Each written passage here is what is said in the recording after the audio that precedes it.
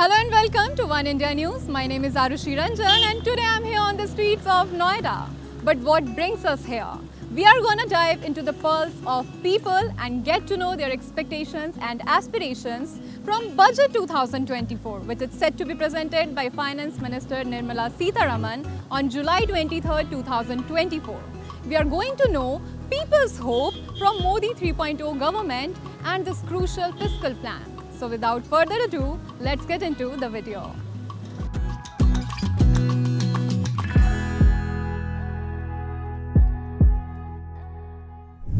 In the interim budget presented by Finance Minister Nirmala Sitharaman in this year's February, she revealed that this year's budget theme is Viksit Bharat Budget 2024.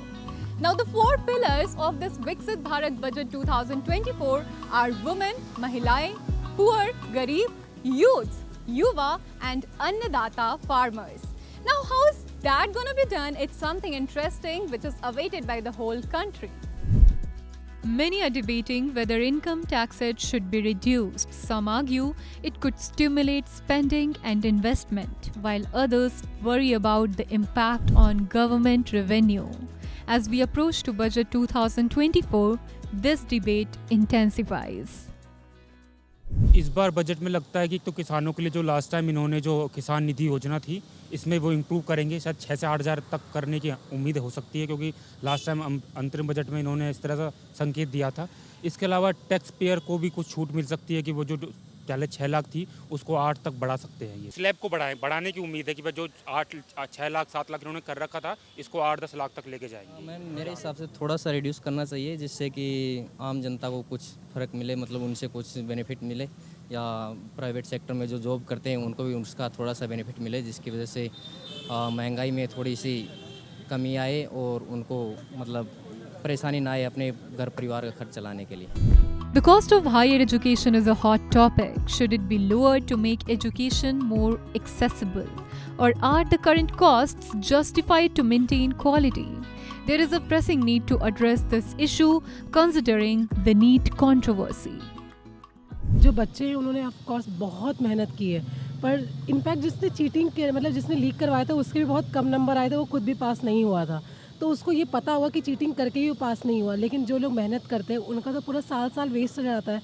इसके जैसे कई सारे लोगों का year एक होता है कि हाँ, लड़कियों के लिए एक टाइम बैरियर दिया जाता है कि आप इतने टाइम करो, तो फिर आपको शादी करवा दी जाए, कुछ भी करवा दिया जाएगा। अगर उनके आप वो लोग वो टाइम छीन लोगे तो ऑफकोर्स उनके हेल्थ पे, उनके मेंटल इफेक्ट पे, उनके फैमिली पे बहुत असर पड़ता है। इसको एड्रेस करने की बहुत ज़्यादा ज़रूरत है ताकि यूथ भी आगे बढ़े और उनको कोई भी दिक्कत ना हो। कि बहुत सारे बच्चे ऐसे भी हैं जो अपनी बेसिक एजुकेशन को पूरा नहीं कर पाते हैं, वो भी सिर्फ इस वजह से क्योंकि वो फाइनेंशियली स्ट्रॉन्ग नहीं होते हैं। तो उसके लिए टैक्सेस वगैरह रिड्यूस होना तो ऑब्वियसली है ही, वो तो रिड्यूस होने ही चाहिए। और इवन जो इंक्लूसिव क्लासरूम का कॉन्सेप्ट है वो भी बढ़ाना चाहिए। हर जगह पे इंक्लूसिव क्लासरूम को आजकल बहुत ज़्यादा प्रमोट किया जा रहा है ऑलरेडी, लेकिन इस चीज़ को और ज़्यादा बढ़ाना चाहिए, इस चीज़ पे वर्क करना चाहिए। हायर एजुकेशन में मुझे लगता है कि एक तो बहुत सारी कुछ चीज़ें ऐड होनी चाहिए। फॉर एग्ज़ाम्पल जैसे कि अभी आजकल ऐसा होता है कि जो लोग नंबर उतने अच्छे नहीं लाते हैं पर वो फिर भी हो जाते हैं, क्योंकि वो कास्ट वाला होता है ना, रिजर्वेशन वाला, उसके ऊपर थोड़ा ध्यान देंगे और थोड़ा और ऑप्शन अगर इंक्लूड करेंगे तो ज़्यादा अच्छा रहेगा। और बजट इसलिए इंक्लूड करना चाहिए ताकि बजट इंक्लूड करने से जो लोग बहुत पिछड़े हुए लोग हैं उनके लिए अगर कुछ इंक्लूड किया जाए तो वो भी अपने आप को आगे कर पाए। There's talk about tax rebates for electric vehicles. Would this encourage more people to embrace green technology or are other incentives needed?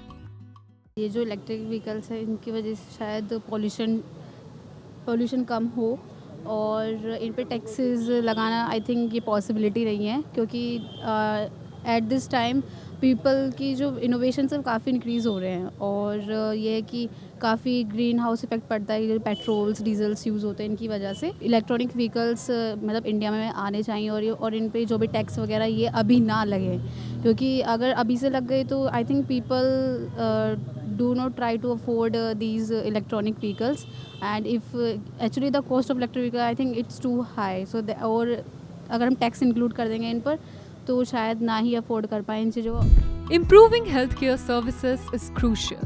What steps should the government take in the budget to ensure better healthcare access and quality? Let's know from the people themselves.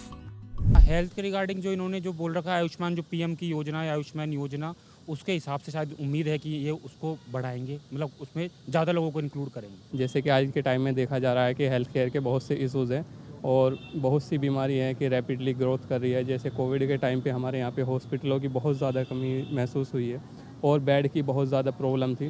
तो आने वाले budget में government को Ayushman card से जैसे free में इलाज करा रहे हैं उसमें बजट बढ़ाना चाहिए और आने वाले नए एम्स वगैरह नए गवर्नमेंट हॉस्पिटल्स बनाने चाहिए। And that wraps up our today's coverage. We got to know from the locals of Noida that what are their expectations from Budget 2024. With some wanting some changes in the education sector to some wanting a boost for the middle class, there is a different perspective and different expectations from the Modi 3.0 government. Now we want to know your thoughts and your expectations. So drop a comment below and tell us what do you expect from Budget 2024. I'll see you next time in another video.